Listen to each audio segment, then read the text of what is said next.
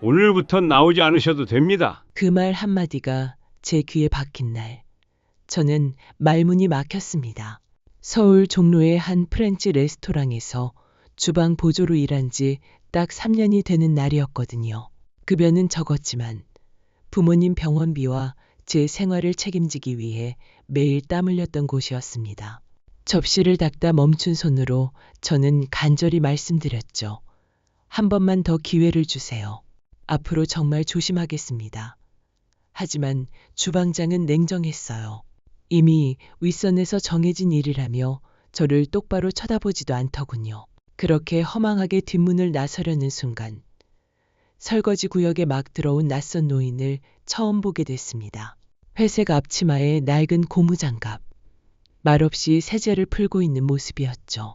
저는 순간 움찔했지만 새로운 아르바이트생인 줄 알고 먼저 다가가 인사를 건넸습니다. 안녕하세요. 혹시 첫날이세요? 그분은 잠시 저를 바라보시더니 고개를 끄덕이며 말했습니다. 예, 오늘부터 일하게 된 강진우입니다. 말투는 조용했지만 어딘가 단정하고 품격이 느껴졌어요. 저는 자연스럽게 웃으며 자신을 소개했습니다. 저는 윤다은이에요. 여기 설거지 동선이 좀 복잡해서 처음엔 힘드실 거예요. 혹시 모르시는 거 있으면 언제든 말씀 주세요. 노인은 고개를 천천히 숙이며 감사하다는 말씀을 하셨고 함께 세제를 나르고 그릇을 정리하는 일을 도왔습니다. 그런데 그 순간 저는 몰랐습니다. 그 조용한 노인이 사실은 이 레스토랑을 포함해 전국에 수십 개 매장을 운영하는 라프리마 외식그룹의 창립자였다는 사실을요. 본사에서도 보기 어렵다는 그분이 왜 이곳에 왔는지, 왜 이런 복장으로 설거지를 시작했는지 저는 상상도 못했죠. 하지만 그날 이후 제 인생은 전혀 다른 방향으로 흘러가기 시작했습니다. 그날 이후 며칠이 지나도록 제 마음은 복잡하기만 했습니다. 계약이 해지됐다는 말을 들은 후로 하루하루가 막막했거든요. 그런데 뜻밖에도 다음날 오후 그 어르신이 직원 식사 공간에서 도시락 하나를 조심스럽게 제게 내미셨어요. 이거 혼자 드시는 거 아닐 것 같아서. 조용한 말투였지만 따뜻한 마음이 느껴졌습니다. 저는 주저하다가 같이 앉게 되었고 그렇게 어르신과의 첫 식사가 시작됐어요. 가족은 계세요? 조심스레 여쭌 제 질문에 어르신은 잠시 미소 짓더니 대답하셨어요. 딸이 하나 있었죠. 지금은 멀리 있습니다. 저는 괜히 더 말을 붙이고 싶어졌어요. 여기 설거지 일 힘드시지 않으세요? 어르신은 고개를 젓고 말씀하셨어요. 생각보다 마음이 편하네요. 어딘가 쓸쓸하면서도 담담한 표정이었고 그게 참 이상하게 따뜻했어요. 저는 그날을 계기로 하루에 한 번, 잠깐이라도 어르신과 함께 시간을 보내게 됐습니다. 아무 말 없이 밥을 먹고 서로 묻지 않아도 속이 편한 그런 사이. 어쩌면 저는 무심한 사람들 사이에서 그런 따뜻함이 그리웠는지도 몰라요. 사실 저는 부모님 두 분이 모두 편찮으세요. 아버지는 당뇨 합병증으로 병원 신세를 오래 지고 계시고 어머니는 뼈마디가 망가져서 거동이 어려우시죠. 그래서 설거지 일이라도 붙잡고 있어야 했어요. 어르신께 그 얘기를 하자 잠시 말없이 제 앞에 반찬을 밀어주셨습니다. 힘드시겠어요. 그 짧은 한마디가 어쩐지 가슴 깊숙이 내려앉았고 저는 괜히 웃으며 말했죠. 괜찮아요. 어르신도 혼자시라면서요. 우리 둘이 밥 친구하면 되겠네요. 그날 처음으로 어르신이 작게 웃으셨어요. 아주 조용히, 하지만 따뜻하게. 어르신과 함께 도시락을 나누는 게 어느새 제게 작은 위로가 되기 시작했을 무렵이었습니다. 매일 짧은 시간, 아무 부담 없이 대화를 나누는 그 시간만큼은 제 하루 중 유일하게 편안한 순간이었죠. 그런데 어느 날부터인가 홀 담당 직원들이 힐끔힐끔 저를 쳐다보는 게 느껴졌습니다. 특히 홀 매니저 오유리 씨는 평소에도 저를 그렇게 곱게 보지 않았는데 어르신과 함께 있는 저를 유난히 신경 쓰는 눈치였어요. 다은 씨는 요즘 설거지는 하고 데이트도 하시나 봐요. 그녀가 비꼬듯 말하던 순간이 아직도 생생합니다. 저는 당황해서 아무 말도 하지 못했고 어르신은 그저 조용히 미소만 지으셨죠. 그 후로도 유리 씨는 동료 서버들과 속닥거리며 저를 바라보곤 했어요. 요즘 저 설거지 쪽 할아버지랑 붙어 다니던데 이상하지 않아? 그러게. 좀 눈에 띄긴 해. 그 말들이 설거지실 문을 넘어 들릴 때마다 저는 괜히 주눅이 들었습니다. 저는 그저 조용히 밥 한 끼 나누고 따뜻한 말 한마디 주고받은 것뿐인데 그것마저 잘못된 일이 되는 건지 혼란스러웠어요. 어르신은 그런 분위기를 감지하셨는지 그날 이후 말없이 제게 거리를 두려 하셨습니다. 일부러 도시락을 혼자 드시고 먼저 나가버리시더라고요. 저는 죄송한 마음이 들어 식사 후 조용히 따라가 말씀드렸습니다. 어르신, 괜히 저 때문에 눈치 보지 마세요. 저는 괜찮아요. 그 말에 어르신은 잠시 멈춰 서시더니 고개를 끄덕이셨어요. 괜찮지 않잖아요. 말은 그렇게 하셨지만 그 목소리엔 왠지 묘한 슬픔이 묻어 있었습니다. 저는 그때 처음으로 느꼈어요. 이 어르신도 분명히 이곳에서 뭔가를 견디고 계시다는 걸. 그날 이후 어르신과 저는 전처럼 자연스럽게 마주치지 못했습니다. 식사도 각자 조용히 해결하고 퇴근 시간엔 인사도 못 나누는 날이 많아졌죠. 그런 날들이 반복되던 어느 점심시간, 저는 홀쪽 정리로 잠시 홀에 나가게 됐습니다. 근데 그때 유리 씨가 일부러 제게 들리도록 말하더군요. 요즘은 주방 알바가 손님 응대까지 다 하네? 일 욕심은 인정이지. 순간 주변에 있던 동료 몇 명이 피식 웃는 게 들렸어요. 제가 무슨 실수를 했는지도 모르는 채 그 자리에 서 있는 게 참 부끄럽더라고요. 저는 모른 척하고 다시 주방 쪽으로 들어가려 했는데 유리 씨가 제 앞을 가로막았습니다. 윤다은 씨, 잠깐 얘기 좀 하죠. 그녀는 마치 상사처럼 날카로운 말투로 말했어요. 요즘 손님들 앞에서 너무 나서시는 것 같아요. 설거지나 똑바로 하세요. 본인 역할 이상 하려다 실수 나면 책임 못 지십니다. 저는 황당했지만 차마 대꾸를 하지 못했습니다.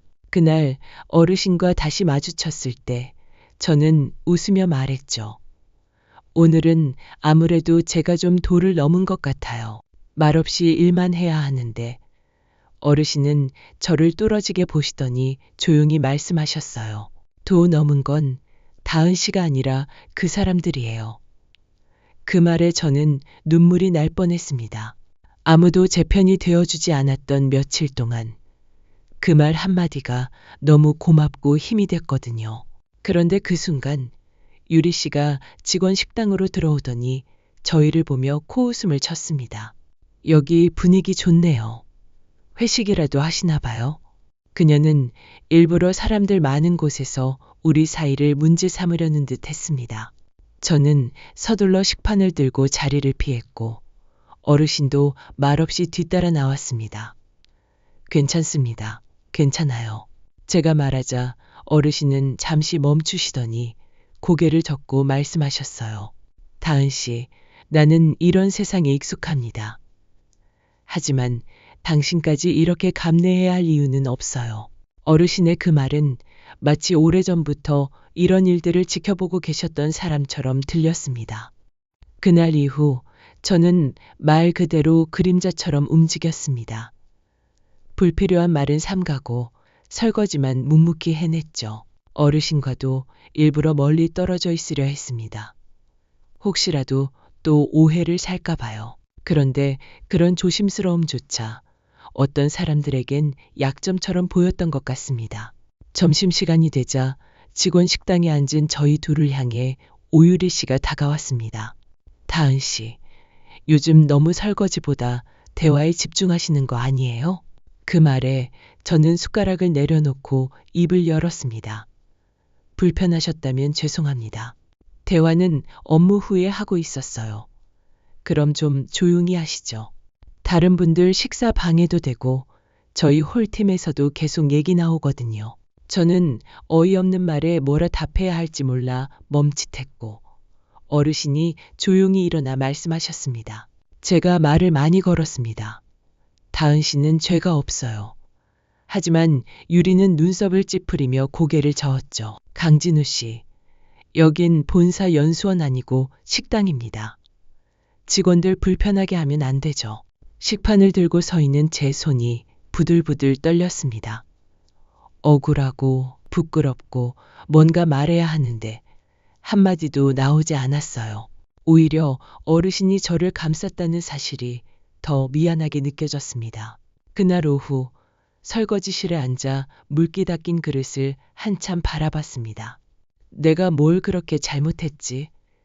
그 생각만 맴돌았어요. 어르신은 퇴근 시간 무렵 조용히 다가와 말씀하셨습니다. 다은 씨, 너무 위축되지 마세요. 세상엔 늘 목소리 큰 사람이 기준처럼 군림하니까. 그 말에 저는 참았던 눈물이 핑 돌았습니다. 근데 저 하나쯤 사라져도 아무도 모를 것 같아요. 그렇게 말하고 나니 제가 제 입으로 그런 말을 했다는 사실에 더 마음이 무너졌죠. 어르신은 잠시 말없이 저를 보시더니 작은 종이 쪽지를 접어 내밀었습니다. 이거 나중에 집에서 혼자 펼쳐보세요. 퇴근 후 집에서 그 쪽지를 펼쳐보니 이렇게 적혀 있었습니다. 당신 같은 사람이 남아야 이곳이 바뀝니다. 저는 그 문장을 한참 들여다보다가 결국 다시 눈을 감고 말았어요. 버틸 수 있을지 모르겠다는 생각과 함께. 며칠 동안 저는 그저 조용히 일만 했습니다. 어르신과의 대화도 일부러 줄였고 식사는 혼자 구석에서 해결했죠. 그런데도 뒤통수에서 느껴지는 시선과 속닥거림은 사라지지 않았습니다. 설거지실 바로 옆 벽 너머 홀팀 회의실에서 들려오는 낮은 목소리가 점점 뚜렷해졌거든요. 걔 진짜 문제야. 손님 응대에 끼어들지 않나. 알바 주제에 매장 분위기 흐려. 유리 씨의 목소리였습니다. 그치, 분위기 흐린다는 의견. 우리 팀 다 적어서 본사 인사팀에 올리자. 옆에 있던 장지혜 씨가 맞장구 쳤고 그들은 노트북을 펴고 무언가를 쓰기 시작했어요. 허위 내용으로 가득 찬 업무평가 보고서. 제 눈앞에서 뚝뚝 쌓여가고 있었습니다. 제가 본 것도 아닌데 왜 이렇게 확신했냐고요? 그날 오후 우연히 프린터 옆에서 인쇄된 문서를 봤거든요. 거기엔 분명 이렇게 적혀 있었어요. 윤다은, 근무 시간 중 사적 대화 빈번. 고객 응대 시 위기의 혼란 유발. 동료 간 갈등 유발 가능성 있음. 숨이 턱 막혔습니다. 저는 그런 행동을 한 적이 없었습니다. 어르신과는 쉬는 시간에 잠깐 이야기한 게 전부였고 고객 응대는 오히려 도움을 드린 경우뿐이었죠. 그날 밤 설거지실에서 어르신께 조용히 털어놨습니다. 어르신, 저 이제 정말 잘릴지도 모르겠어요. 어르신은 말없이 제 눈을 바라보셨고 한참 후 입을 열었습니다. 신고자가 누구인지 아십니까? 오유리 팀장일 거예요.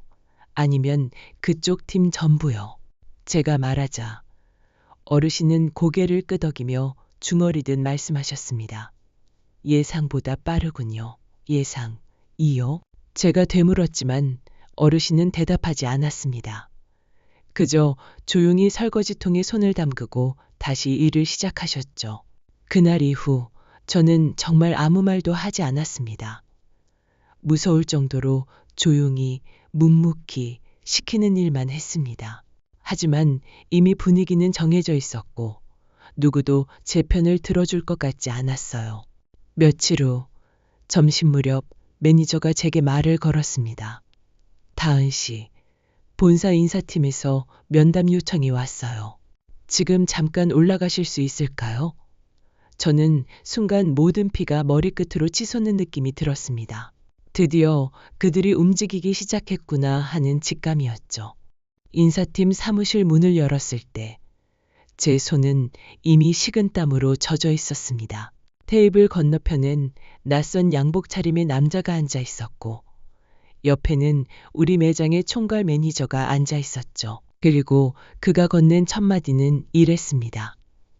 윤다은 씨, 오늘부로 계약은 종료됩니다. 내부 평가에 따라 즉시 퇴출 조치하겠습니다.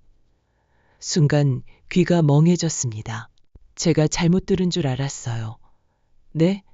지금 뭐라고 하셨어요? 동료 간 불화 유발, 근무 중 사적 대화 반복, 고객 응대 혼선 유발 등 복수의 사유가 누적되어 있네요. 그가 서류를 넘기며 차분히 말했지만 저는 손끝이 떨렸습니다. 억울하고 황당하고 아무 말도 안 나오더군요. 제가 그런 행동을 했다는 증거라도 있습니까? 전 항상 일만 했어요. 손님 응대는 오히려 돕기 위한 거였고요. 매니저는 제 시선을 피하며 입을 다물었고 양복 남자는 무표정하게 말했죠. 익명 내부 제보와 공식 보고서가 이미 정리됐습니다. 더는 논의 대상이 아니에요. 저는 무너지는 마음을 부여잡고 애원했습니다. 제발 한 번만 기회를 주세요. 부모님 병원비에 생활비에 당장 막막해요. 하지만 그는 서류를 정리하며 말했습니다. 이해합니다. 그래도 결정은 번복되지 않습니다. 오늘까지만 정리해 주시죠. 식당으로 돌아오는 길, 저는 마치 유령처럼 걸었습니다. 동료들의 시선이 따가웠지만 고개를 들 수 없었습니다. 사물함에 쌓인 제 앞치마와 일지, 메모지들을 꺼내 정리하며 3년이라는 시간이 머리를 스쳐 지나갔어요. 그래도 나름 열심히, 성실하게 해왔다고 생각했는데 이렇게 비참하게 끝나다니. 그때 식기정리구역 끝에서 누군가 다가왔습니다. 강진우 어르신이었어요. 조용히 한 손에 수건을 든 채 저를 바라보시더니 입을 열었습니다. 무슨 일이에요, 다은 씨? 그 질문에 저는 결국 참았던 눈물이 터지고 말았습니다. 어르신, 저 잘렸어요. 누가 익명으로 신고를 했대요. 사적인 대화가 많다고, 고객에게 불친절했다고. 저 정말 아무 잘못 없었는데. 그 말을 듣는 어르신의 얼굴에서 평소의 온화함은 사라져 있었습니다. 입술이 굳게 다물렸고 눈빛은 평소보다 훨씬 날카로웠습니다. 말없이 제 손에 쥔 서류를 받아드신 그는 한 장 한 장 넘겨보다 조용히 중얼이듯 말했습니다. 이제 됐군요. 그 한마디는 마치 오래 준비해온 무언가가 시작될 신호 같았습니다. 다음 날 아침, 루미에르 레스토랑 본점 앞엔 평소엔 보기 힘든 고급 세단 2대가 조용히 멈춰 섰습니다. 출근 준비로 분주하던 직원들이 하나둘씩 그 장면을 바라보았죠. 운전석에서 내린 검은 정장의 비서가 조심스럽게 뒷문을 열었고 그 순간 낡은 작업복이 아닌 잘 다려진 슈트를 입은 강진우 어르신이 고개를 들고 내리셨습니다. 식당 입구 쪽에 있던 서버들이 동작을 멈추고 속삭이기 시작했죠. 저분 혹시 설거지하던 그 어르신 맞아? 근데 왜 저렇게 비서가? 그때 총괄 매니저 박 차장이 얼굴이 하얗게 질린 채 로비로 달려나왔습니다. 회장님, 예정에 없던 방문이셔서 미처 준비를 못했습니다. 그 말 한마디에 레스토랑 전체가 얼어붙었습니다. 사람들이 더 이상 숨도 쉬지 못하고 서로의 눈치를 보기 시작했죠. 누구도 예상하지 못했습니다. 매일 묵묵히 설거지통을 닦던 노인이 전국 40개 지점을 거느린 라프리마 외식그룹의 창립자 강진우 회장이었다는 사실을요. 특히 오유리 팀장과 장지혜 씨는 얼굴이 새하얘져 서로를 쳐다보다 고개를 떨구었고 그들이 최근 제출한 허위 보고서와 모함 내용들이 머릿속을 스치고 지나갔습니다. 진우 회장은 조용히 매장을 가로질러 본사 회의실로 향했습니다. 뒤를 따르는 정장 차림의 비서들과 간부들이 뒤따랐고 매니저는 연신 허리를 굽히며 따라붙었죠. 그 모습은 더 이상 설거지 아르바이트생이 아니라 진짜 권한을 가진 이 집단의 최정점에 있는 사람이었습니다. 회의실엔 본사 인사 담당, 매장 매니저, 그리고 최근 보고서 관련자들이 조용히 앉아 있었고, 진우 회장은 서류를 책상 위에 내려놓으며 입을 열었습니다. 3년 전 이 회사를 다시 점검해야겠다고 결심한 적이 있습니다. 그래서 위장 근무를 시작했죠. 설거지통 앞에 서야 이곳의 진짜 소리가 들릴 수 있다고 믿었으니까요. 모두 숨을 죽인 채 고개를 떨구었습니다. 그런데 제가 본 건 시스템의 피로가 아니라 사람들 간의 편견, 무책임, 그리고 부당한 판단이었습니다. 진우 회장은 천천히 인사 담당에게 시선을 돌리며 말했죠. 윤다은 씨, 즉시 복직 조치하십시오. 아니, 복직이라는 표현도 마음에 들지 않네요. 이건 정정입니다. 잘못된 판단을 되돌리는 것뿐이니까요.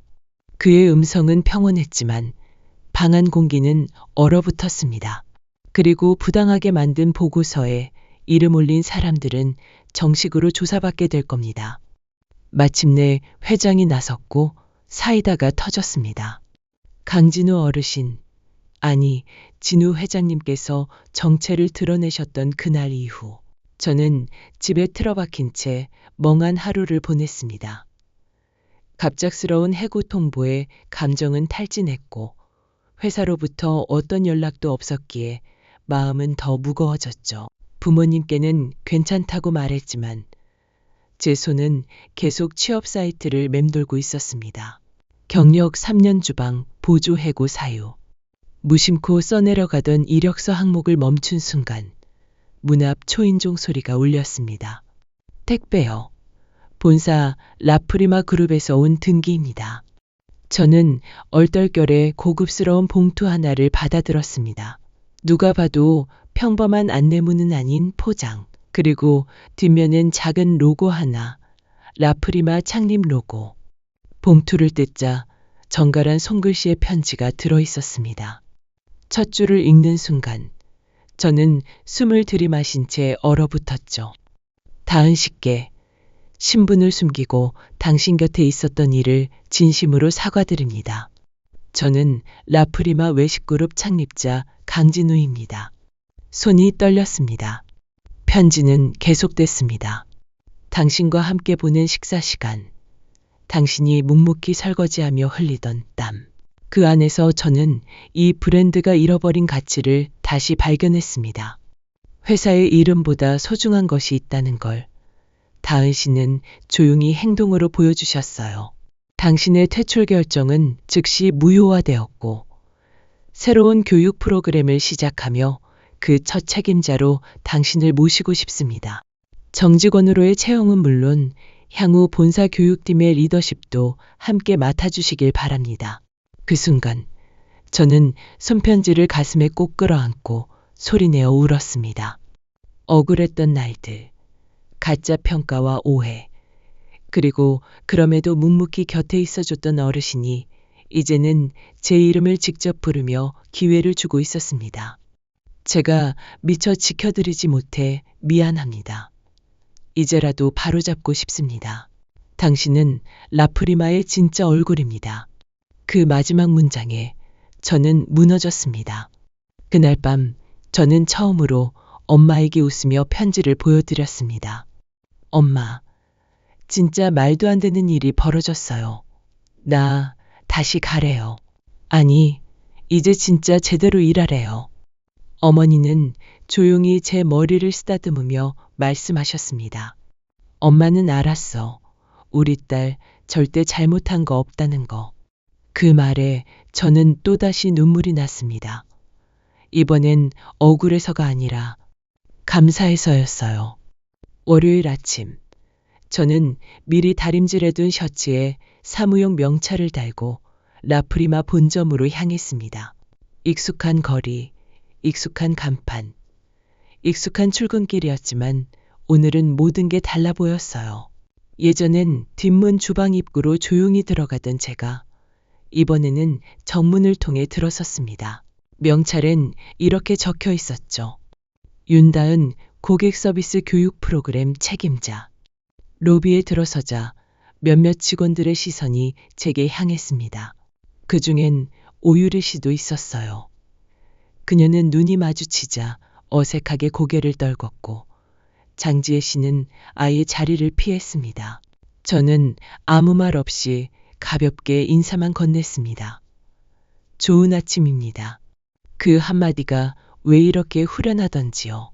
잠시 후 지배인 박 차장이 직접 로비로 나와 절 맞이했습니다. 윤다은 팀장님, 다시 뵙게 되어 정말 반갑습니다. 진심으로 환영합니다. 이전과는 전혀 다른 태도였죠. 저는 담담하게 고개 숙여 인사했습니다. 저도 반갑습니다. 부족하지만 최선을 다하겠습니다. 첫날은 신규 교육 매뉴얼을 확인하고 매장별 응대 매뉴얼 차이를 정리하는 일부터 시작했습니다. 예전엔 설거지실에서 조용히 혼자 식판을 닦던 제가 이제는 본사 교육실에서 신입 직원들과 마주 앉아 눈을 맞추고 이야기하는 사람이 되어 있었죠.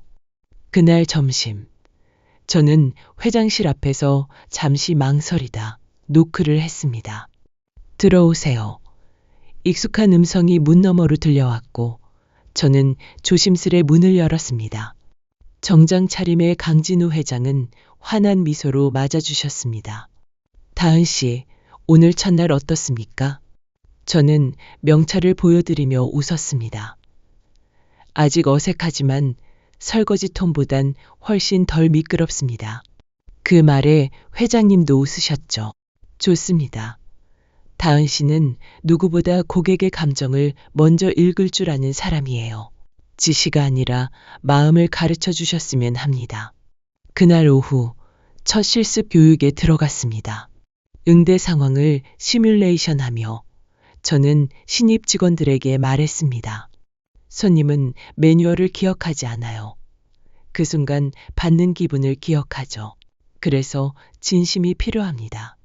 교육실 안이 조용해졌고 모두가 제 말을 받아들이듯 고개를 끄덕였어요. 예전엔 주방 한켠에서 묵묵히 일만 하던 저였는데 이제는 누군가의 첫걸음을 안내하는 사람이 되어 있었습니다. 그 사실이 그저 기쁘고 감사했습니다. 그리고 속으로 다짐했죠. 이 자리를 절대 무너뜨리지 않겠다고.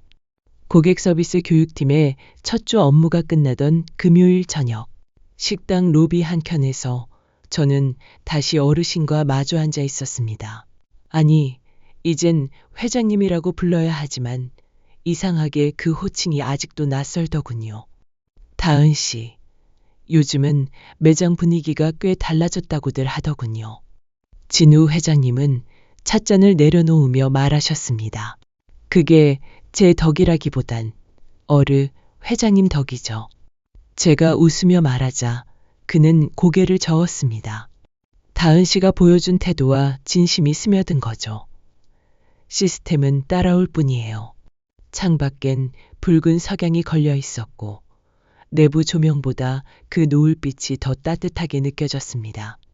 예전에는 하루를 눈물로 마무리하던 제게 이렇게 차 한 잔의 여유가 생겼다는 게 믿기지 않았습니다. 문득 회장님이 조용히 말씀하셨습니다. 저는 예전엔 효율이 전부라고 믿었습니다. 숫자와 리뷰, 평가 지표가 전부인 줄 알았죠. 하지만 설거지통 옆에서 그 믿음이 얼마나 단순했는지를 배웠습니다. 그 말에 저는 조용히 고개를 끄덕였습니다. 저도요. 사람을 진심으로 대하는 게 결국 남는다는 걸 어르신이 보여주셨잖아요.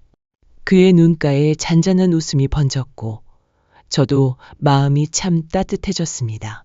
다음 주부터는 신입 직원들이 본격적으로 현장 실습을 돌게 되어 있었고 그들을 위한 마지막 이론 교육이 오늘 있었습니다. 교육실에 들어가자 10명 남짓한 신입들이 조용히 자리를 지키고 앉아 있었죠. 자, 오늘은 메뉴나 동선이 아니라 마음에 대해 이야기해 보겠습니다. 제가 말문을 열자 모두 집중한 눈빛으로 바라보았습니다. 고객이 마지막에 기억하는 건 우리가 만든 파스타 맛이 아니라 우리가 어떤 표정으로 인사했느냐예요. 불친절했던 사람 한 명이 브랜드 전체를 무너뜨릴 수도 있고 진심을 담은 한마디가 단골을 만들기도 하죠. 그 말을 하며 저는 문득 과거의 제 모습이 떠올랐습니다. 누구도 관심 주지 않던 설거지 아르바이트생이었던 시절. 그때 저는 단 한 사람의 따뜻한 말이 얼마나 큰 힘이 되는지를 몸으로 겪었으니까요. 제가 그랬습니다. 진심은 언젠가 반드시 돌아옵니다. 때로는 멀리 돌아와서 더 크게 안기기도 해요. 그 말에 몇몇 직원이 고개를 끄덕였고 한 친구는 조용히 손을 들었습니다. 선배님처럼 저도 누군가에게 그런 사람이 되고 싶습니다. 그 말에 저는 살짝 눈시울이 붉어졌습니다. 그리고 속으로 생각했어요. 이제 나도 누군가에게 따뜻한 첫걸음이 되어줄 수 있는 사람이 되어야겠구나. 다음 주 교육팀의 첫 현장 투입이 시작되던 날 아침, 저는 본점 로비에서 신입 직원들을 하나하나 체크하며 출발 준비를 하고 있었습니다. 그때 어디선가 익숙한 목소리가 들렸습니다. 다은 팀장님. 뒤를 돌아보니 오유리 씨가 쭈뼛거리며 서 있었습니다. 멀쩡하던 머리카락도 어딘가 풀어져 있었고 손에 들린 메모지는 잔뜩 구겨져 있었어요. 저 잠깐 괜찮으시면 드릴 말씀이 있습니다. 그 순간 그토록 고압적이던 그녀가 이렇게 낮은 목소리로 말을 거는 건 처음이었습니다. 저는 짧게 고개를 끄덕이고 근처 회의실로 자리를 옮겼죠. 문이 닫히자마자 유리 씨는 깊게 고개를 숙였습니다. 죄송합니다. 그때 제가 너무 감정적으로 행동했던 것 같습니다. 그게 결국 많은 신뢰를 드렸고요. 그 말을 들으며 저는 오히려 담담했습니다. 그땐 저도 위축돼 있어서 제대로 말씀 못 드렸어요. 하지만 어차피 벌어진 일은 지나간 일이죠. 유리 씨는 잠시 머뭇거리다 말했습니다. 사실은 제가 그렇게까지 왜 몰아갔는지 저도 요즘 생각해 봤어요. 그냥 그땐 다은 씨가 부러웠나 봐요. 그 말에 저는 눈을 마주보며 조용히 대답했습니다. 부럽다는 말이 가장 예의 있는 사과라는 거 아시죠? 유리 씨가 살짝 웃었고 저도 같이 웃었습니다. 그날 오후 장지혜 씨가 식당 뒷마당에서 저를 멀뚱히 쳐다보다가 말없이 커피 한 잔을 내려놓고 돌아섰습니다. 말은 없었지만 그건 나름의 사과 같았죠. 그 일 이후로 저는 사람이 바뀔 수 있다는 걸 다시 한번 느꼈습니다. 누구나 실수를 할 수 있고 누구나 후회할 수 있으며 그 마음을 드러낼 용기가 있다면 관계는 회복될 수 있다는 것. 그리고 더 놀라운 건 직원들 사이의 분위기였습니다. 예전엔 웃음도 없고 각자 눈치만 보며 움직이던 공간이었는데 이제는 서로가 서로에게 조언을 구하고 칭찬을 건네는 모습이 자연스러워졌습니다. 팀장님, 오늘 실습했던 김아린 씨, 손님 피드백 점수 100점 나왔어요. 진짜요? 어제까지 긴장 많이 하던 친구인데 잘 해냈네요.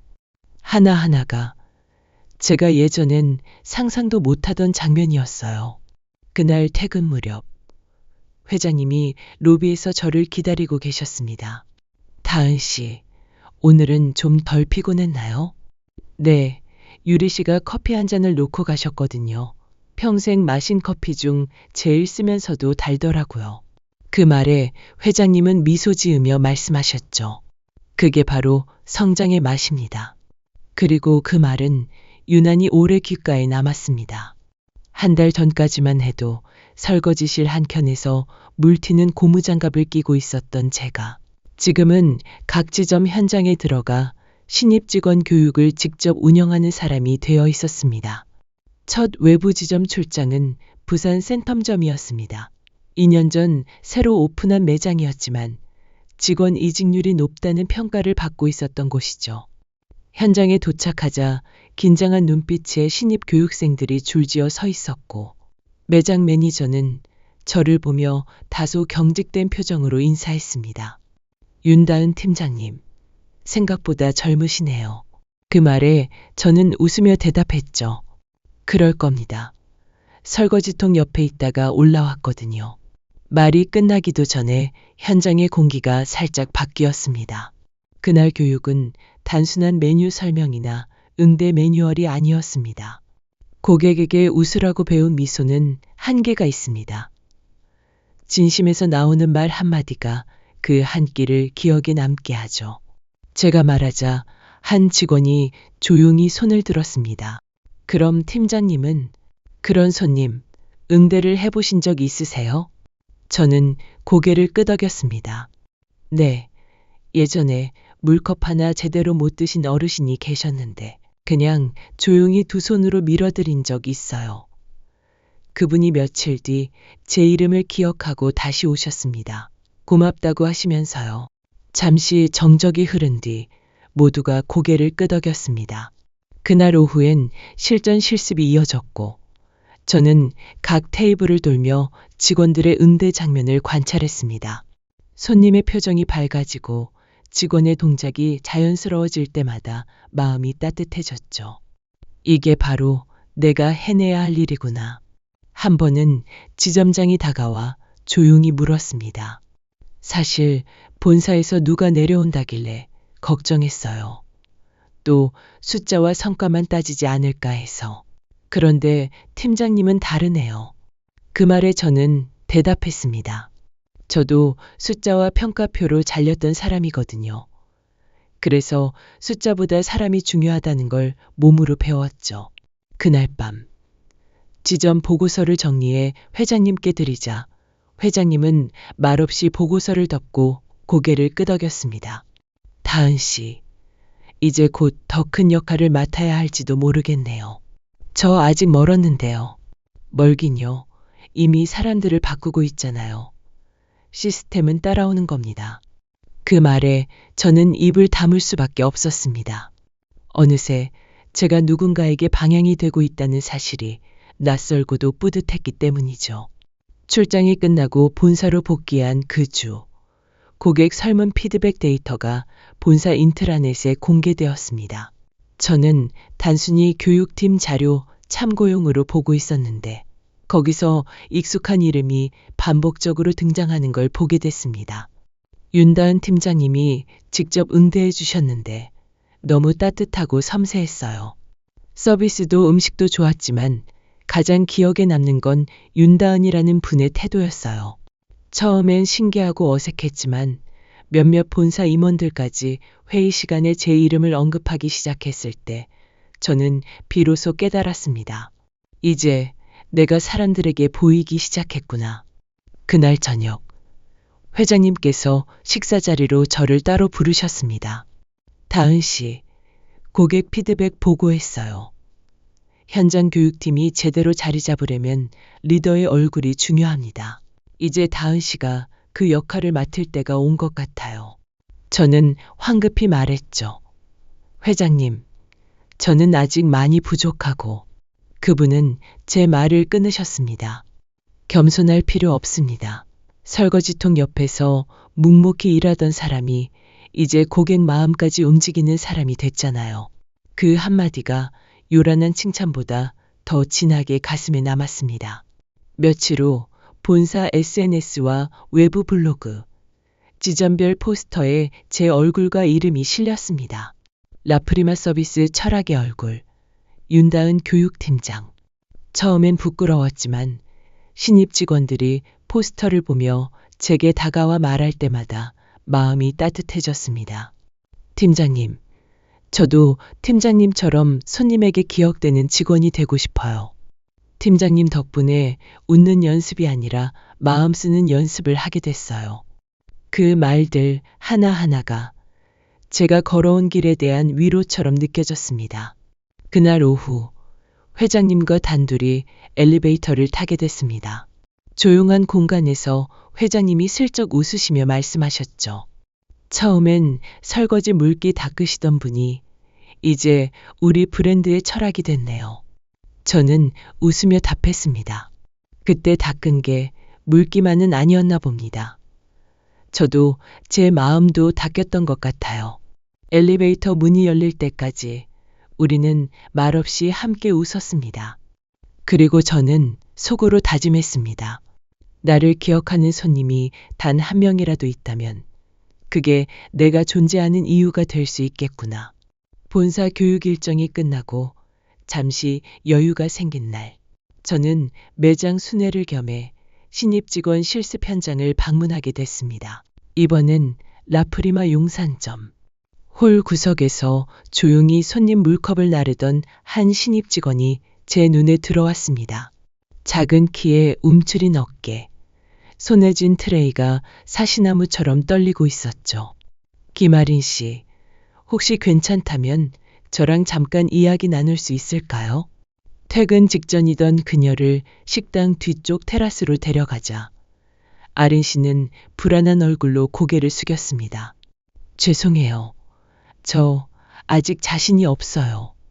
손님들 눈 마주치는 것도 어렵고 실수할까봐 너무 긴장돼서요. 그 말에 저는 한참 그녀를 바라보다 조용히 웃었습니다. 처음 일하던 날 접시 3개를 동시에 깨뜨린 사람이 있어요. 그게 저예요. 그녀가 놀란 눈으로 고개를 들자 저는 덧붙였죠. 그런데 그날 어떤 어르신이 제 옆에 와서 말했어요. 접시야 다시 사면 되지만 사람 마음은 쉽게 깨지면 안 돼요. 그 말 덕분에 여기까지 왔어요. 김아린 씨는 눈시울이 살짝 붉어지며 말했습니다. 저 팀장님처럼 되고 싶어요. 근데 잘 안 돼요. 지금처럼 솔직한 마음을 말하는 것부터가 시작이에요. 그날 이후 아린 씨는 조금씩 달라졌습니다. 손님을 향한 눈빛도 부드러워졌고 동료들과도 자주 웃는 모습이 보였죠. 일주일 뒤 고객 피드백 설문에 이런 문장이 올라왔습니다. 작은 체구의 직원이 조심스레 제게 물컵을 내밀며 웃어줬어요. 요즘처럼 삭막한 서비스 속에서 그 미소 하나가 정말 따뜻했습니다. 그걸 보고 저는 속으로 기뻤습니다. 아, 또 하나의 마음이 전달됐구나. 그날 퇴근길, 회장님께서 건넨 한마디가 떠올랐습니다. 작은 인사는 흐르는 물과 같아서요. 보일 듯 안 보이게 흘러도 결국 어디에선가 마음을 적십니다. 그 말은 이제 제 좌우명이 됐습니다. 조용히, 묵묵히, 하지만 분명하게 내가 받은 따뜻함을 다음 사람에게 건네는 일. 그게 제가 이곳에 남은 이유라는 걸 매일 깨닫고 있습니다. 이번 분기전사 교육 커리큘럼 개편안 윤 팀장님이 직접 함께 해주셨으면 합니다. 그날 오전 본사 교육기획팀에서 온 연락은 제게 너무나도 낯설고 놀라운 말이었습니다. 제가요? 설거지하다 회장님 도시락 받아줬던 바로 그 제가요? 하지만 이젠 두려워 피할 이유가 없었습니다. 다행히 회사 내에선 이미 회장님의 전폭적인 신뢰 속에 제가 신입 직원 교육을 총괄하는 역할을 수행하고 있었고 동기부여에 대한 실무 경험도 차곡차곡 쌓여 있었습니다. 회의 당일 본사 7층 회의실 문을 여는 순간 가슴이 콩닥거렸습니다. 정장 차림의 본부장들과 교육 책임자들 사이에 설 자리를 찾기란 쉽지 않았지만 회장님께서 조용히 제 뒤에 서서 말씀해 주셨습니다. 이 친구는 3년 전 이 건물 지하에서 하루 종일 설거지를 했습니다. 그런데 그 손으로 지금 이 회사를 바꾸고 있습니다. 그 순간 숨이 턱 막히는 듯 했지만 다시 마음을 다잡고 차분히 말을 꺼냈습니다. 저는 고객 응대 매뉴얼보다 먼저 마음을 움직이는 말 한마디가 더 중요하다고 생각합니다. 회의실 안이 조용해졌습니다. 저는 실제 현장에서 겪은 작은 사건들, 한마디 위로가 바꿔놓은 직원들의 변화를 이야기했어요. 처음엔 다소 의아한 표정이던 실무진들도 점차 진지한 눈빛으로 고개를 끄덕이기 시작했죠. 그날 회의는 3시간을 넘겼고 결국 교육 콘텐츠 전면 개편이 확정되었습니다. 이론보다 실습 형식보다 공감 통제보다 배려. 그날 저녁 우영준 회장님께서 제게 말하셨습니다. 당신이 오늘 만든 이 안은 단순한 교육이 아니라 한 사람 한 사람의 존엄을 지켜주는 기준이 될 겁니다. 그 말에 가슴이 뭉클했습니다. 그러고 보니 저는 지금도 여전히 그날의 설거지실에서 배운 걸 실천 중이었습니다. 아, 당신 손 시려울까 봐요. 그 한마디를 들은 날부터 지금까지 누군가의 손을 먼저 따뜻하게 감싸주는 사람이 되려고 노력해왔던 거죠. 그리고 오늘 그 노력이 조금은 누군가의 삶을 바꾸는데 도움이 된 것 같아 처음으로 제가 제 자신에게 웃어주고 싶어졌습니다. 새롭게 개편된 교육 프로그램이 시행된 첫날, 저는 강당 입구에 서서 직원들을 맞이하고 있었습니다. 그런데 낯익은 얼굴들이 하나둘 들어올수록 이상한 긴장감이 감돌았어요. 특히 제가 설거지하던 시절부터 함께 근무했던 몇몇 오래된 직원들은 제 인사에 시선을 피하거나 고개를 돌렸습니다. 교육 담당이 누구라고? 설거지하던 아가씨가 강사야? 작은 속삭임이 여기저기서 퍼졌고 뒷자리에 앉은 몇 명은 노골적으로 팔짱을 낀 채 불만스러운 표정을 짓고 있었죠. 교육이 시작되자 저는 깊게 심호흡을 하고 천천히 말문을 열었습니다. 여러분, 저는 이 자리에서 누군가를 평가하려는 것이 아닙니다. 다만 저 자신이 직접 겪었던 일들을 나누고 싶어요. 그리고는 제가 겪은 오해, 설거지실의 냉기, 어르신의 따뜻한 도시락, 그리고 지금 이 자리까지 오게 된 여정을 조용히 풀어냈습니다. 말이 끝나자 잠시 침묵이 흘렀고 앞줄에 앉은 한 중년 직원이 손을 들었습니다. 듣고 보니 내가 그날 뒷담화한 적 있었네. 미안하네. 근데 자네 참 멀리 왔구먼. 그 말에 뒤쪽 좌석 몇몇에서도 소리가 났습니다. 사실 우리도 좀 부끄러웠어요. 괜히 괜찮은 사람 괴롭힌 것 같아서. 그 순간 저는 울컥했지만 꾹 참았어요. 지금 이 자리에 계신 여러분 모두가 저에게는 선생님이었습니다. 저는 여기까지 오며 많은 것을 여러분께 배웠습니다. 그 말에 몇몇 눈가가 붉어졌고 교육이 끝난 후에는 처음과 달리 많은 직원들이 다가와 말을 걸어왔습니다. 좋은 교육이었어요. 진심이 느껴졌어요. 특히 유리 씨가 조용히 다가와 말했습니다. 나 그동안 많이 미안했어. 사실 나도 내 처지가 불안해서 괜히 누구 하나 밟고 싶었던 것 같아. 그녀의 말에 저는 고개를 끄덕였고 짧은 악수 하나로 오랜 감정의 고리가 조금씩 풀리기 시작했습니다. 그날 밤 호텔 로비는 예전보다 훨씬 밝고 조용했어요. 그리고 저는 느꼈습니다. 진심이 담긴 변화는 시간이 걸릴 뿐 반드시 닿는다는 걸. 그날은 평소보다 분주했습니다. 외국 VIP 손님이 대거 방문하는 날이었거든요. 교육팀에서도 특별히 나가서 현장 지원을 하기로 했고 저 역시 오전 내내 프런트에서 직원들과 함께 손님을 맞이하고 있었어요. 그런데 점심 무렵 프런트에서 다급하게 저를 호출했습니다. 교육 담당자님, 지금 큰일 났어요. 1805호 손님이 룸 상태에 대해 격분하셨어요. 영어로 막 항의하시는데 아무도 말이 안 통해요. 순간 제 심장이 쿵 내려앉았어요. 아직 공식적으로 통역 담당이 정해지지 않은 상태였고 실무자 중엔 영어에 능숙한 사람이 많지 않았거든요. 저는 숨을 고르고 방으로 향했습니다. 문을 열자마자 거친 영어가 쏟아졌습니다. 저는 조심스럽게 다가가 미소를 지은 채 영어로 답했어요. 손님은 제 말을 이해한 듯 눈썹을 살짝 움직였고 저는 빠르게 상황을 파악했습니다. 바로 하우스키핑 팀에 연락해 방 교체를 지시하고 사과의 의미로 호텔 최고급 티라운지 바우처를 손님께 전달했죠. 손님의 표정이 조금 누그러졌습니다. 그리고 마침내 말했어요. 그 순간 저는 속으로 안도의 숨을 내쉬었고 뒤따라온 지배인도 놀란 듯한 표정을 감추지 못했죠. 다은 씨, 영어도 그렇게 유창했어요? 저는 웃으며 대답했어요. 예전에 외국계 카페에서 일한 적이 있어서요. 쓰일 줄은 몰랐네요. 그날 오후 교육팀 사무실에는 직원들이 하나둘 찾아와 칭찬과 응원을 건넸습니다. 진짜 멋졌어요. 아까 그 상황은 누구도 못했을걸요. 이제 교육 담당이라는 직책이 괜히 생긴 게 아니란 생각 들었어요. 저는 웃으며 고개를 숙였습니다.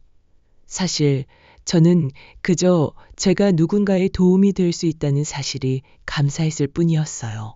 그렇게 하루가 저물었고 호텔엔 다시 평온이 찾아왔습니다. 하지만 직원들의 눈빛만큼은 달라져 있었어요. 이전과는 다른 신뢰와 존중이 담긴 눈빛이었죠. 며칠 뒤, 저는 교육 자료를 정리하던 중 인사팀에서 온 내부 전달 메일을 확인하게 되었습니다. 제목은 짧고도 단단했어요. 고객 서비스 교육팀 인사 발령 안내. 무심코 열었는데 제 이름이 맨 위에 적혀 있었죠. 윤다은 고객 서비스 교육팀장 승진. 저는 순간 말을 잇지 못했습니다. 그동안 누구보다 치열하게 버텨온 시간들이 스쳐 지나갔거든요. 눈물이 차오르려는 걸 꾹 참고 있었는데 갑자기 내선 전화가 울렸습니다. 다은 씨, 회장님께서 잠시 뵙자 하십니다. 조용히 고개를 끄덕이고 회장실로 향했죠. 문을 열자 우영도 회장님이 늘 그랬듯 따뜻한 미소로 저를 맞아주셨어요. 축하합니다. 다은 씨의 진심과 책임감이 결국 이 자리에 이르게 만들었네요. 저는 얼떨떨한 채 고개를 숙였어요. 너무 과분한 칭찬이십니다. 그저 감사할 따름이에요. 회장님은 고개를 저으셨어요. 과분하다니요. 다은 씨야말로 이 호텔이 진짜 지켜야 할 가치를 몸소 보여준 사람이에요. 이제는 그 마음을 더 많은 사람에게 전해주세요. 이젠 당신이 이끌 차례입니다. 그 말에 제 가슴이 벅차올랐습니다. 3년 전 어머니의 병원비를 감당하기 위해 아무 조건 없이 시작했던 설거지 알바. 그저 살아남기 위한 하루하루였던 시간이 이제는 누군가의 롤모델이 되는 자리에까지 왔다는 사실이 믿기지 않았어요. 한 사람의 선한 진심이 얼마나 큰 변화를 만들어낼 수 있는지 다은 씨가 증명해 주셨습니다. 회장님의 그 말은 칭찬이 아닌 하나의 선언처럼 들렸습니다. 사무실로 돌아가는 길. 직원 휴게 공간 유리문에 비친 제 모습이 새삼 낯설게 느껴졌습니다. 어쩌면 저는 지금 인생에서 가장 아름다운 순간을 맞이하고 있었는지도 몰라요. 요즘 저는 하루하루가 정말 꿈 같습니다. 새로 들어온 신입 직원들에게 서비스를 가르치고 고객 응대 노하우를 설명하면서도 늘 제가 처음 호텔에 들어왔던 그날을 떠올리곤 해요. 설거지 아르바이트로 시작했던 제 과거를 떠올리며 저는 늘 첫 수업의 도입부에서 이렇게 말합니다. 여러분, 이 호텔에서 가장 중요한 건 기술보다 사람입니다. 고객을 향한 마음이 진심이라면 그건 반드시 전달됩니다. 처음엔 다소 의아해하던 신입들도 시간이 갈수록 그 말의 의미를 몸으로 이해해가고 있더군요. 어느 날 평소 말수가 적던 신입 직원 하나가 조심스럽게 다가왔습니다. 선배님, 저도 나중에 선배님처럼 되고 싶어요. 순간 가슴이 울컥했어요. 제가 누군가에게 희망이 될 수 있다는 게, 제 과거를 후회하지 않아도 된다는 게 얼마나 감사한 일인지요. 그날 오후 우영도 회장님과 함께 로비 한켠에서 차를 마시며 하루를 마무리했습니다. 창 너머로 저물어가는 햇살 속 호텔 직원들이 분주히 움직이는 모습이 보였어요. 전에는 무심히 지나쳤을 광경이 이제는 참 따뜻하게 다가오더군요. 회장님은 조용히 웃으며 말하셨어요. 이 호텔이 요즘 참 좋아졌다고들 하더군요. 저는 그 이유를 압니다. 그 중심에 다은 씨가 있었거든요. 저는 겸손하게 고개를 숙였지만 제 마음은 고요한 벅참으로 가득 찼습니다. 그때 제 핸드폰에 메시지가 도착했어요. 예전 설거지 알바를 함께 했던 동료 언니였습니다. 야, 너 요즘 진짜 멋지더라. TV에서도 봤어. 뿌듯했어. 저도 모르게 눈가가 젖었습니다. 제가 걸어온 길이 결코 헛되지 않았다는 걸 이렇게 또다시 확인하게 되었거든요. 그렇게 저는 호텔의 한 구석, 작은 자리에서 시작된 진심 하나로 다시 이 자리에 서 있습니다. 그리고 오늘도 마음속으로 다짐합니다. 진심은 결국 모든 것을 바꾼다고요.